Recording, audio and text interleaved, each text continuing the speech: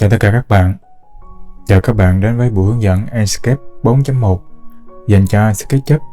Buổi hôm nay á, là kế tiếp buổi hôm trước á, thì mình sẽ sử dụng luôn cái model của buổi hôm trước để mình làm một cái ngòi thất ban đêm. Ngòi thất ban đêm. Buổi hôm trước á, là mình làm ngòi thất ban ngày. Trời vừa mới mưa xong, mặt trời nó vừa mới lên lại, có một chút ánh nắng, đường và vỉa hè nó ướt nước mưa, cái kiểu vậy. Thì buổi hôm nay thì mình sẽ làm trời ban đêm mà cũng có đường, cũng có ướt nước mưa, cũng dạng kiểu như là trời vừa mới mưa xong. Trời vừa mới mưa xong. Thì đây là cái công trình bữa trước này. Mình giữ toàn bộ cái mặc định này. Cái này là cái mặc định này, mình chưa có thiết lập cái gì hết. Công trình này là của Comba nha các bạn. Mình nhắc lại, công trình này là mình tải từ trên của trung tâm Comba, người ta chia sẻ thì mình thấy đẹp, cho nên mình cũng sử dụng công trình này để mình làm một cái file model mẫu để render. Cái này thì mình có bố trí đèn rồi, nhưng mà mình ẩn hết đèn. Mình ẩn hết đèn. Vật liệu cây cối thì mình không có nói nữa. Về vật liệu thì mình hướng dẫn cũng rất là kỹ. Có một cái chuỗi series mà mình chia sẻ trước là về tất cả những loại vật liệu, kể cả vật liệu làm về đường ướt mưa hay là vỉa hè ướt mưa. Thì mình cũng có chia sẻ trong đó, rất là đơn giản, các bạn chỉ cần xem là các bạn sẽ biết làm. Còn vấn đề cây cối thì buổi hôm trước làm về ngòi thất ban ngày thì mình cũng đã chia sẻ rồi. Thì mình bố trí một vài cái cây như thế này thôi, chứ cũng không có gì cả. Rồi cái công trình này thì mình sử dụng cái HDRI này. Mình sử dụng HDRI này. Bầu trời nó có nó ửng đỏ, nó ửng hồng, nó rất là đẹp. Cái này rất là đẹp, HDRI này đẹp.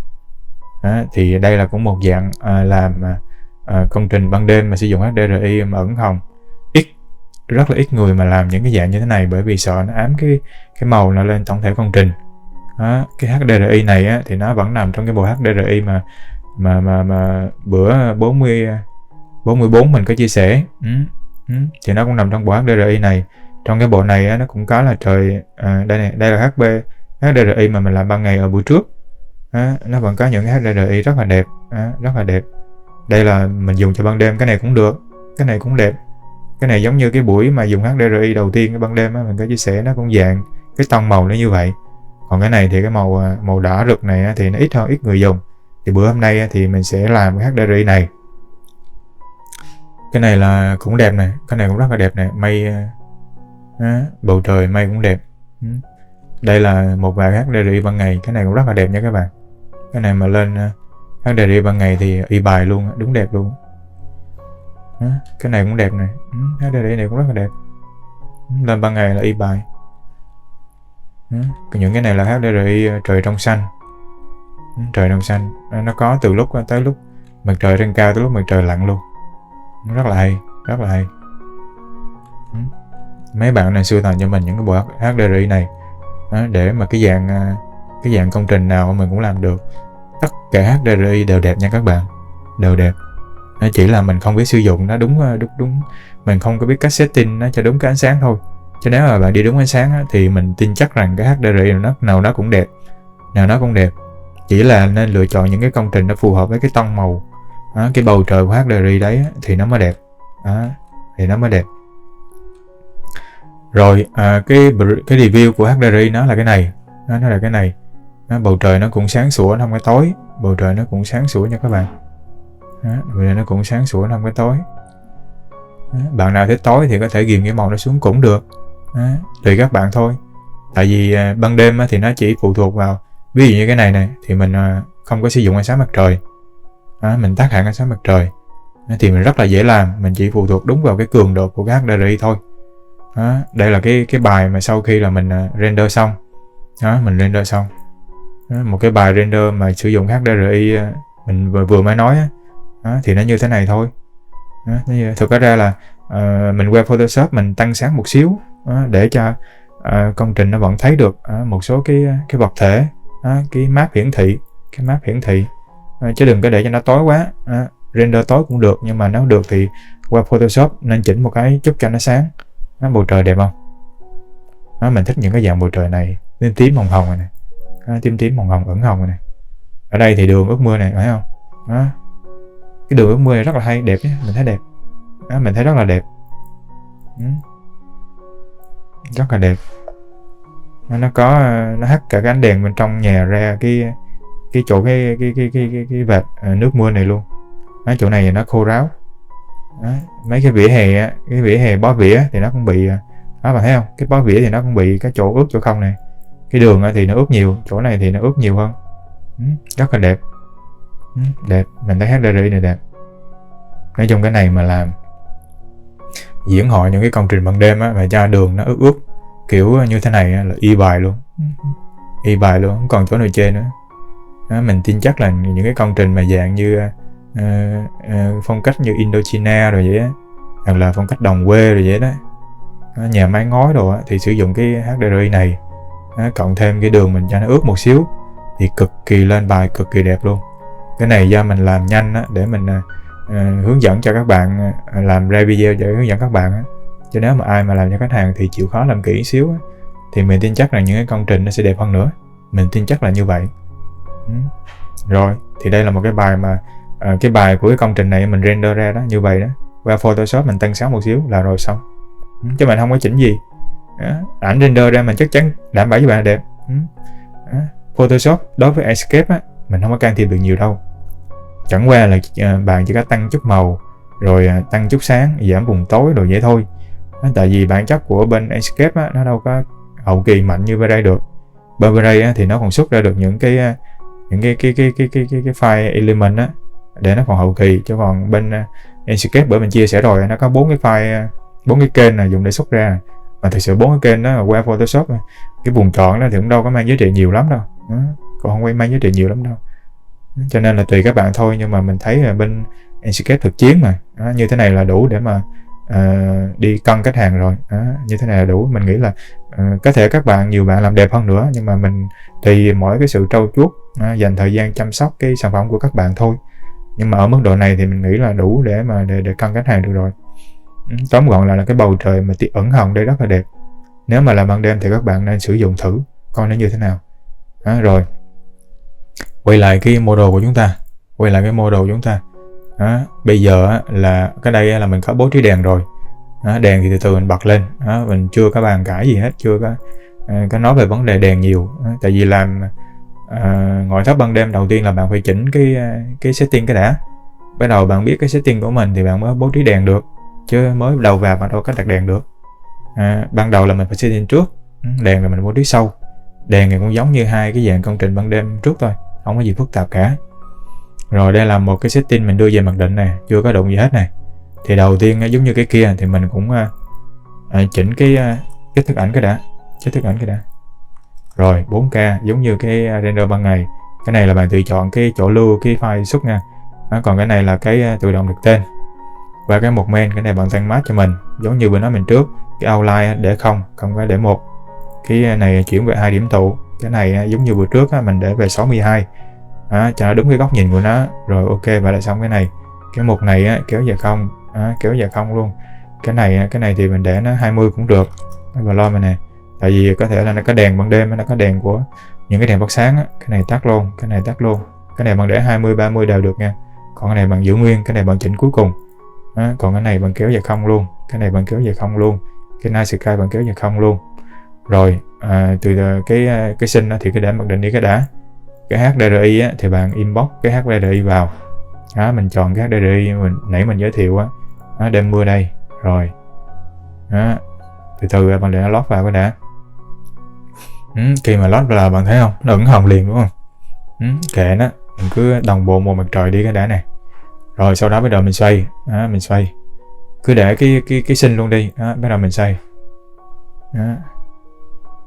Để cho đơn giản thì cái bài này nãy mình có nói rồi, cái HDRI này mình để cái sinh về không luôn, kéo nó về không luôn, cho một cái sky thôi. Mình xoay nó. Cái này để mà đơn giản luôn mình tắt cái đồng bộ luôn. Tại vì đằng nào mình cũng giữ nó mặc định 50% mà, tắt luôn. Nhiệm vụ của mình bây giờ chỉ có xoay và chỉnh lại cái cường độ của cái HDRI thôi. Những cái HDRI nào mà có cái bầu trời ban đêm nó có sinh có sinh đây này, thì bạn cứ để 5%, 3%, 7% gì cũng được. Bạn cứ canh theo cái review của mình Ví dụ cái ảnh review này á, mà nó có ánh sáng của mặt trời á, thì bạn để một ít, không thì thôi tùy bạn. Có những cái mặt trời nó sắp lặn á, nó gần lặn rồi nó vẫn có một chút ánh sáng á, thì bạn để cho nó một chút ánh sáng nó đẹp hơn. Không thì thôi, giống như cái buổi đêm hôm trước á, thì mình có tạo ra một chút cái ánh sáng mà mặt trời vẫn còn đó. Rồi cái này bây giờ căn bản là nó như này. Bây giờ mình xoay, mình lấy cái bầu trời phía sau nè. Bây giờ mình xoay từ 0 tới 360 độ. Thì mình thấy khúc giữa này là nó có, mình lấy cái màu đỏ này thì mình lấy khúc giữa này. Khúc giữa này mình xoay. Mình xoay cái này cũng được này, cái này cũng được. Cái này thì bắt đầu nó ít rồi, hết rồi. Quay cho nó qua này đi, quay cho nó qua này.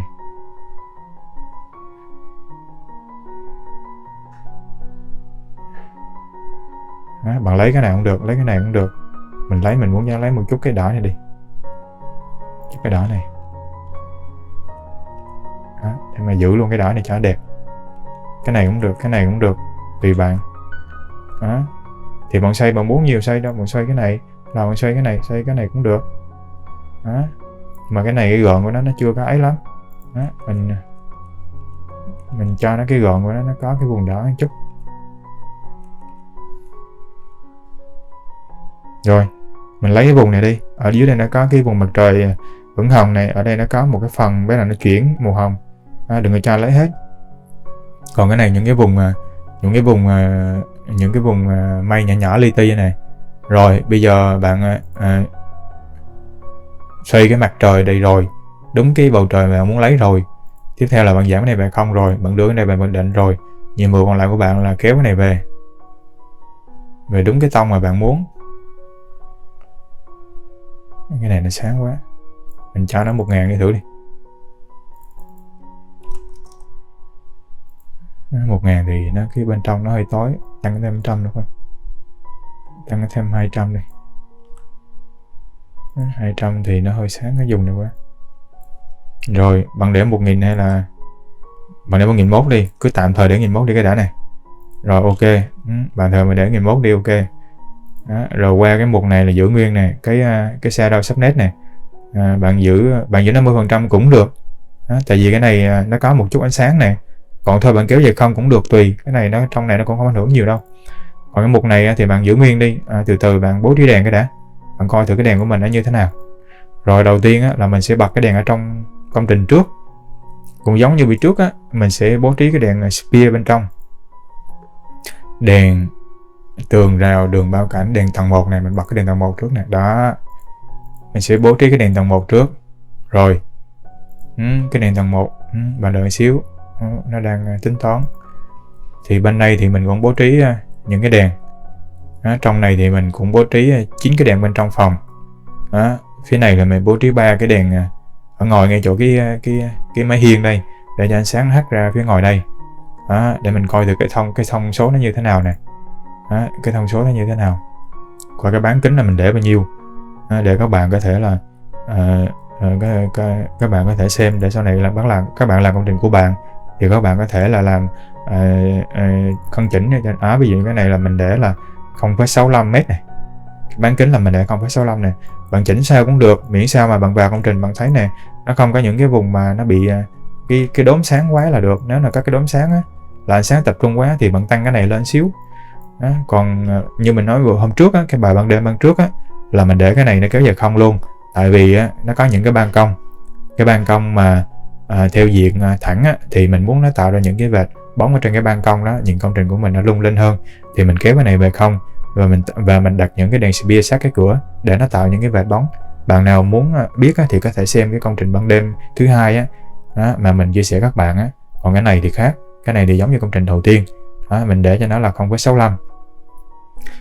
Khi mình để mà 0,65 mình cảm thấy là những cái vệt bóng nó không có xuất hiện những cái đốm nữa thì là mình dừng. Còn cái cường độ là mình để 150.000 CD. Cái này bạn tăng tới khi nào mà bạn cảm thấy không gian bên trong, cái ánh sáng bên trong nó phù hợp là thôi. Bạn lưu ý 2 cái thông số này nha. Cái này là nó tùy nha. Bạn đặt ít hay đặt nhiều bạn cứ kéo, miễn sao mà cái đèn mình để cách nhau khoảng cỡ 1,5 m tới 1,7 m cái. Ví dụ ở trong này mình đặt 3 cái này, cách tường ra 3 cái là 9 cái. Trong này mình đặt 9 cái, phía ngoài mình đặt 3 cái. Miễn sao mà cái không gian của bạn Cái không gian của bạn nó ok là được. Không gian của bạn nó bạn nhìn này, bạn thấy này, ánh sáng nó vừa đủ là được.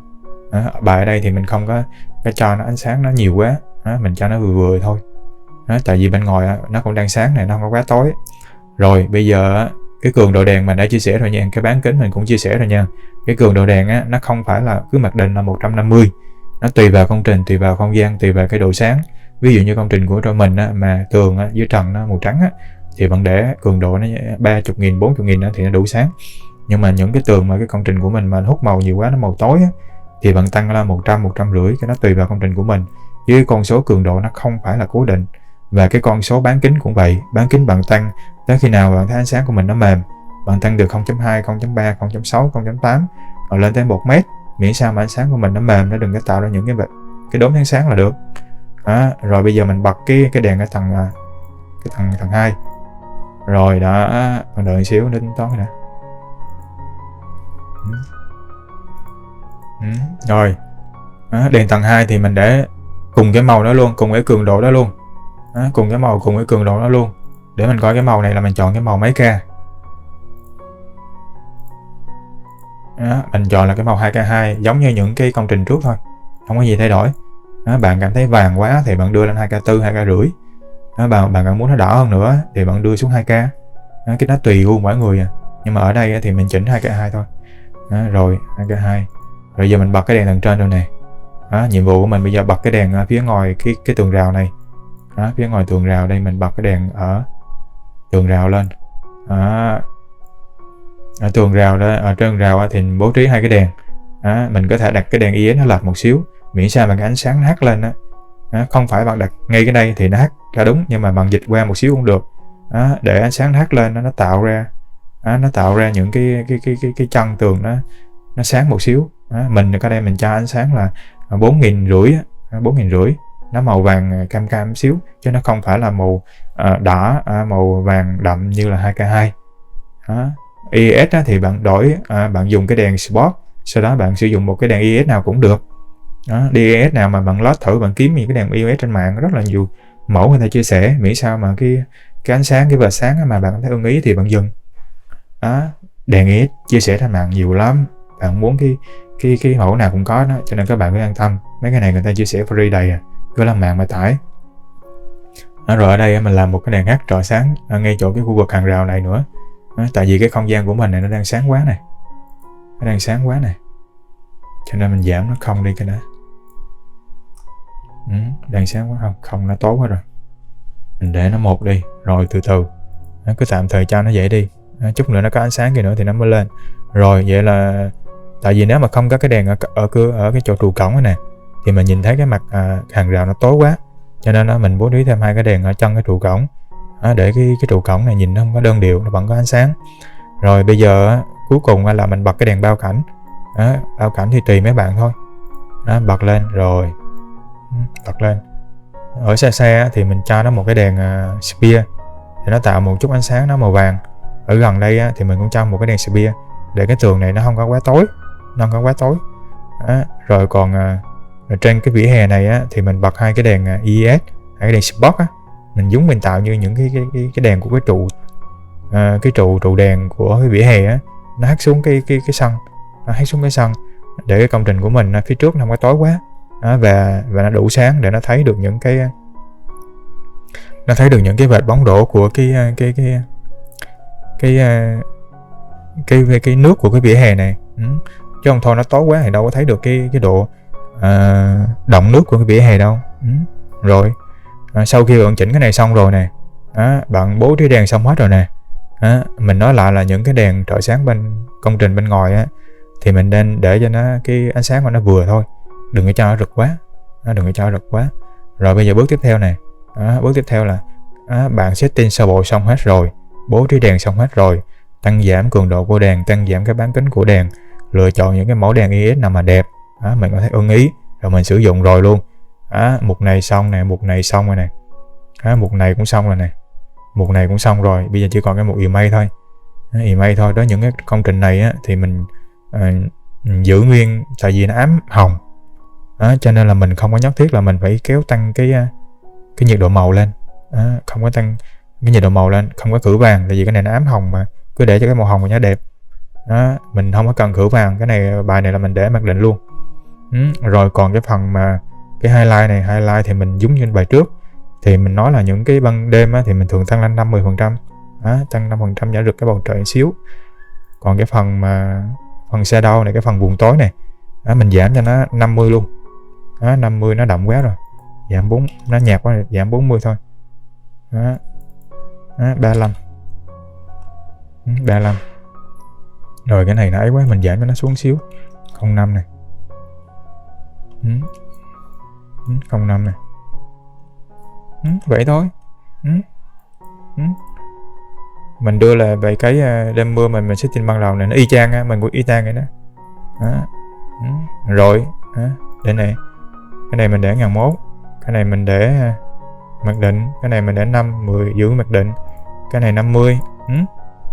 Lưu ý là cái này outline là mình để không nha, ban đêm thì mình ít cái cho nó là 1 lắm. Rồi setting ban đêm mà chỉ có vậy thôi, đơn giản có vậy. Những cái vỉa hè mà tối quá thì bạn nên bố trí những cái đèn IS để mình tạo giống như cái vệt bóng, cái vệt ánh sáng của những cái trụ đèn.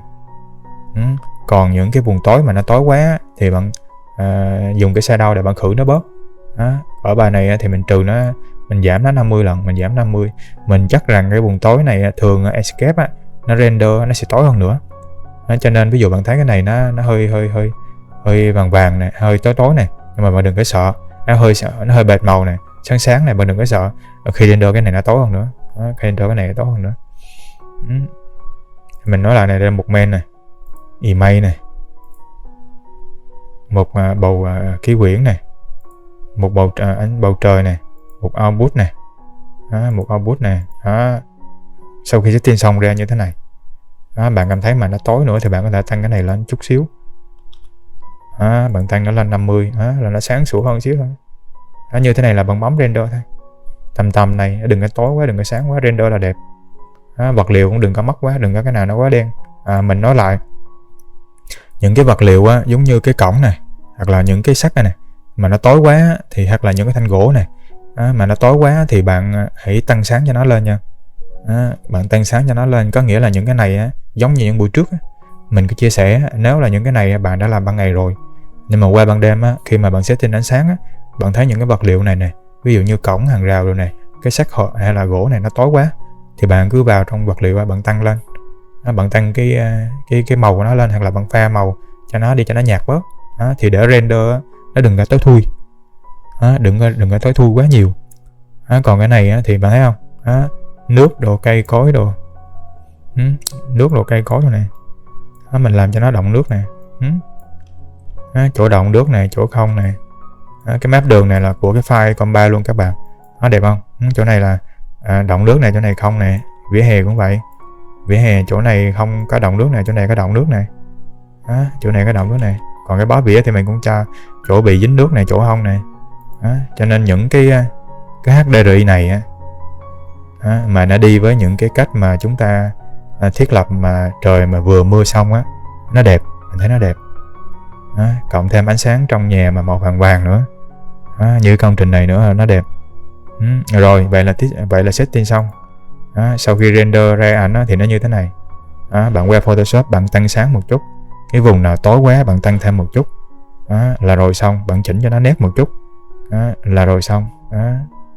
Qua Photoshop cứ bật camera rau lên, bạn chỉnh một xíu, một vài cái thông số thôi, chứ ở đây mình không có can thiệp nhiều.